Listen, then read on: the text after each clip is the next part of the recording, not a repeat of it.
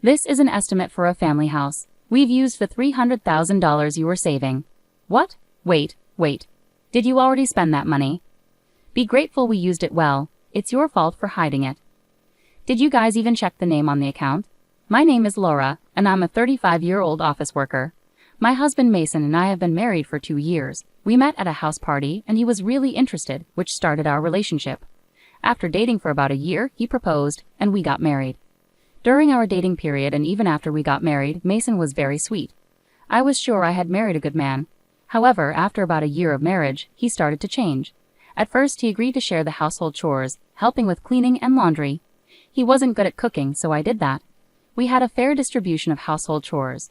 However, he started saying he was tired more often, and he slowed down with his housework.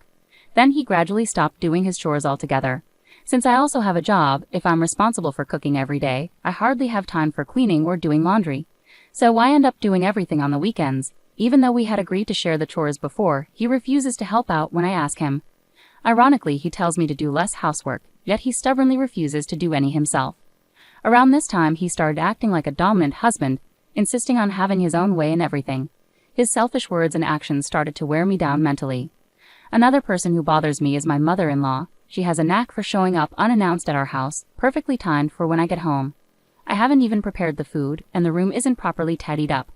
It's really troublesome because she comes over in this state and then walks around the house criticizing me. What's this? How messy. How much are you slacking off in housework? I can't believe you're making Mason live in such a dirty room. You're a failure as a wife. It's really hard being nagged at by my mother-in-law when I come home tired from work. Cleaning and doing laundry are supposed to be Mason's responsibilities. Even when I try to explain the situation, she doesn't listen at all. What are you saying? My son is working, isn't he? He shouldn't have to do housework. Well, I also work. It's different for you, who works half-heartedly. Mason works hard, battling the harsh waves of society. I work really hard too, but no matter what I say, it doesn't seem to get through to her. She was never a reasonable person to talk to in the first place. Anyway, what are you making for dinner today? You have to make sure Mason gets proper nutrition. Well, today I'm making fried chicken, salad, and some soup. That's not enough. Make 2 more dishes. I can't really make that much more after coming home from work. Stop talking back. What kind of upbringing did your parents give you? I was so fed up with being told all these things that I said something confrontational. Isn't it really rude for you to show up unannounced at our house? Didn't your parents teach you basic manners? My mother-in-law's eyes widened with anger. What? Who do you think you are? A daughter-in-law should not be so impertinent. At that moment, when my mother-in-law was screaming, Mason came home. Hi, Mom. I didn't know you were here. Welcome back, Mason. Listen to this. Laura was so mean to me. She really hurt my feelings, my mother-in-law said, pretending to cry. My husband, taking her words seriously, glared at me angrily. Hey, what's going on, Laura? It's not okay to hurt my mom. Wait a minute. She hurt me first, okay? I just stood up for myself. Then my mother-in-law, acting innocent, started crying dramatically. I stayed silent.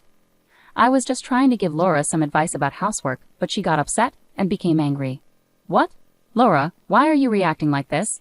Wait, are you just going to believe everything she says? There's no way my mom would lie. It's wrong of you to treat her badly when I'm not around. I didn't think you were that kind of person. My husband completely sided with my mother-in-law and wouldn't listen to me at all. As a consequence, you're not eating dinner tonight. Give the food over there to Mom. What? That's not fair. If you get it, either go to your room or leave the house. Mom probably doesn't want to be around you. With those words from my husband, I had no choice but to leave the house. Despite being exhausted, I managed to prepare dinner, but why should I endure such treatment? Feeling deeply upset, I decided to pass the time at a nearby diner. I didn't want to face my mother-in-law, so I stayed there for about 2 hours and returned home late at night. She had already left, which was a relief, but my husband had a lot to say. I'm still not forgiving you. My mom was really upset. She came here to check on us. Feeling like it was pointless to argue with my husband, I reluctantly apologized just to keep the peace. Seeing me comply made him satisfied. Since then, my mother-in-law started dropping by unannounced, criticizing my chores here and there. When my husband came home, she'd say things like, I want to have dinner alone with Mason, and either send me away or they'd go out without touching the food I cooked. My husband always took her side, and a pattern formed where my mother-in-law would start arguments with me for no reason, and I'd end up getting scolded by him. It became so draining and tough on me mentally that I decided to talk to my father-in-law about it. He looked genuinely sorry because he had no idea my mother-in-law was visiting our house so often. I'm really sorry. I didn't know because she always said she was going out to eat with her friends. No, it's not your fault. I've been giving her money for meals because she says it's hard for her to socialize with friends. Didn't you know about this? I had no idea. I see. I'm really sorry. My father-in-law apologized to me several times. I felt relieved because he promised to talk sternly to my mother-in-law. However, just as I started to feel some relief, my mother-in-law visited our house again and started complaining to me. You're really cowardly, going behind my back to tell my husband about me. I'm just coming to check on you and Mason. It's really disappointing. She said those things angrily, but I couldn't take it anymore. I heard you've been receiving money from father-in-law every time you visit our house. He said it's for meal expenses, but why haven't we seen any of that money? Are you keeping it all for yourself? Tootie, what are you saying? That sounds awful. I use that money to treat Mason when we eat out. But father-in-law said he gives it to you each time. You've eaten at our place several times too, haven't you? What if he knew you were keeping most of it? You're such a troublesome daughter-in-law. Are you trying to make things difficult for me? I'm the one who's troubled here. Please don't come over so often. Shut up. I'm just visiting my son's house. I'm not here to see you. With that, my mother-in-law flopped down onto the sofa. I don't want to see your face. I'll be here until Mason comes back, so please go somewhere else. Completely fed up, I didn't want to deal with her anymore. I decided to stay in my room. Later, my husband came home and started chatting cheerfully with her in the living room. Not wanting to hear their complaints, I quietly slipped out while they were talking and went to a diner. I returned home about 3 hours later. My husband was already asleep, and my mother-in-law had left, so it was peaceful. I went back to my room. That's when I noticed something was wrong. I checked my closet and realized my favorite branded purse was missing. I immediately suspected my mother-in-law. She must have taken the chance to sneak into my room and steal it while I was out. Unbelievable. I talked to my father-in-law right away. He was shocked. Really? I can't believe she'd do something like that. At first he was skeptical, but when I showed him a photo of when I bought the purse and gave him the serial number I had kept, he agreed to investigate while my mother-in-law was away. I'm so sorry for my wife's behavior, Laura, he apologized sincerely. We met at a cafe where he returned the purse and apologized repeatedly. I really don't know what to do about those two. I need to find a way to teach them a lesson. After saying that, my father-in-law seemed to have an idea. I was surprised to hear the plan he proposed. Would it really work? Later, I decided to go along with my father-in-law's plan. As usual, my mother-in-law came to our house and immediately glared at me. You haven't been stealing anything, have you? What do you mean? My purse has been stolen. Hey, that purse was originally mine. That's unfortunate. I suspect you're the one who took it. Why would you think that? Humph, because you don't seem to have received a proper education. Is that so? Should we report it to the police? No, there's no need to go that far. My mother-in-law didn't want to involve the police because it would expose her as the thief. But I anticipated she might search through my room again, which was exactly what I was counting on. When my husband came home, I intentionally left the house. I made sure there was nothing valuable in my room and moved all my expensive items to my parents' house. I had already discussed divorce preparations with my parents, so my room only had essential items for daily use. Except for one thing. I returned home earlier than usual on purpose. My mother-in-law was just about to leave, and I noticed she and my husband were exchanging smirks. Seeing their expressions, I realized they had fallen into a trap. It seemed like my father-in-law's plan was working. On the weekend, my mother-in-law visited again. Not wanting to deal with her, I stayed in my room. But then both she and my husband called me out. They had smug looks on their faces. We didn't think you'd have that much saved up, my mother-in-law said. What are you talking about? Don't act clueless. We're talking about the money in the savings account. You're so stingy, not even telling Mason about it. I generously used it for the family's benefit. What do you mean? My husband and mother-in-law started showing some estimates on the table, smirking. This is an estimate for buying a family house. We used the $300,000 you saved. Why? Did you already spend that money? You should appreciate that we used it wisely. Why would you make such a decision without asking me? It's your fault for keeping it a secret. We used my $50,000 in savings and bought it outright. No interest that way. I can't believe it. Making such a major decision without involving me. Huh, do you think you have a say in this? Of course I do. And starting now, you'll do all the housework like a slave. If you want to leave, go ahead, but remember, it was mostly your money that paid for this. You wouldn't want to waste $300,000 and leave alone, would you? My husband and mother-in-law burst into laughter. It was utterly disgraceful. I couldn't believe it. I married such a terrible person. Deep down, I had hoped my husband was a good person influenced by my mother-in-law, but it seemed that wasn't the case. I have no regrets now. I took out the divorce papers I had hidden in a drawer and handed them to my husband. Let's get divorced. My husband and mother-in-law were taken aback. Are you serious? You're making a big mistake, my husband exclaimed. I'm sorry, but I'm not losing anything, I calmly replied. Huh? Did you guys check whose name is on the account? Huh? As I said this, my husband quickly checked the account details, and both he and my mother-in-law looked shocked. Why is it under my name? She shouted in disbelief. Hey, what's going on, Laura? Did you steal my mom's bank book? Please don't say such things. I was entrusted with it by my father-in-law. But they didn't believe me, even as I tried to explain.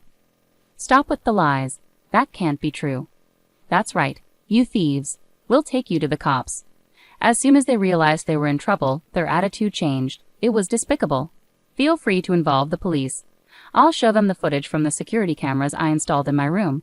It clearly captures both of you breaking into my safe and taking things. They paled at my words. But you're also guilty of taking my mom's bank book. That's right. You're going down with us. As they shouted accusations, my father-in-law arrived. When my husband called me into the living room, I had texted my father-in-law. Dad, listen. Laura stole my mom's bank book. She's a thief, my husband yelled. Quiet, both of you. Shut up. His stern voice silenced my husband and mother-in-law. I entrusted your bank book to Laura. Why? Why would you do such a thing? My mother-in-law asked in disbelief. Because you and our son were causing her distress. Not only were you bullying her, but you even stooped so low as to steal her purse. It's shameful, my father-in-law replied firmly. What? What are you talking about? She exclaimed, trying to deny it. Pretending not to know won't work. I returned that purse to Laura, my father-in-law stated, revealing everything to her. My mother-in-law was visibly shocked, realizing that her actions had been exposed to my father-in-law. But why would you trust the bank book to Laura? She asked, bewildered. If you're the kind of person who would thoughtlessly steal your daughter-in-law's purse, then you would definitely try to access a safe if you found one. It was a test I set to see your true intentions. I never expected you to go as far as buying a whole house, my father-in-law explained, sounding astonished. I transferred that $300,000 to you because I intended it to be part of our divorce settlement, he continued, his tone cold.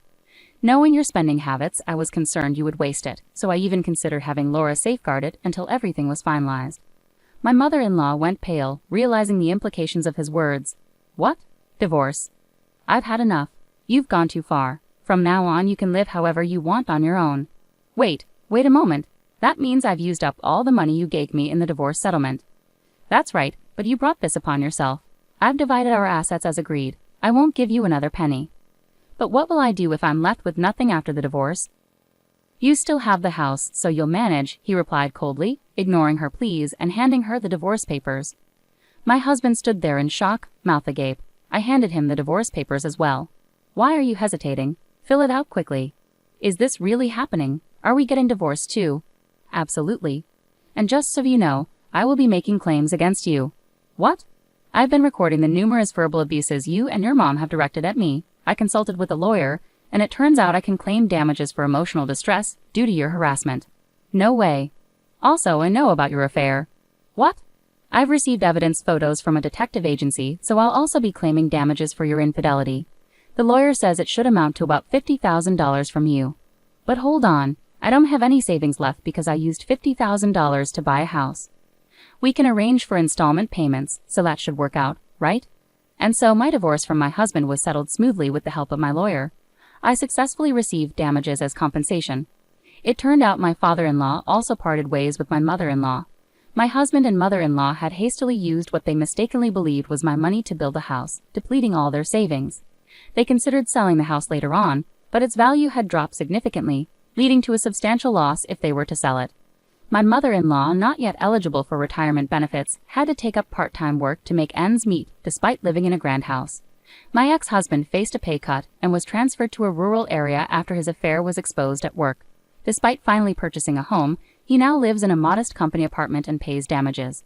Meanwhile, I have financial stability thanks to the savings I diligently accumulated since my single days. I'm considering continuing to save and exploring investment opportunities to grow my wealth further. At the moment, I'm content without being in a romantic relationship and focused on my own financial independence and well-being.